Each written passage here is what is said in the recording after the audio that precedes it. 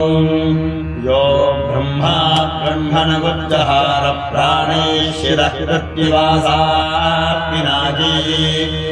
ईशानो देवः सनाजर्दधातु तस्मै जहोमिह विशाखतेन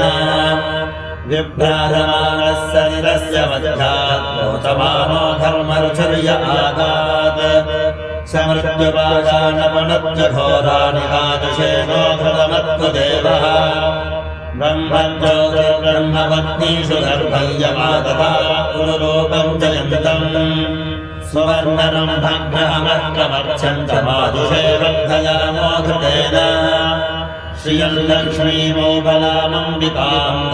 षष्ठीं च यानन्दसेनेन्दुदाहो तां विद्यां ब्रह्मयोनिकं सरूपामिधायुषे तत्प्रजामो घृतेन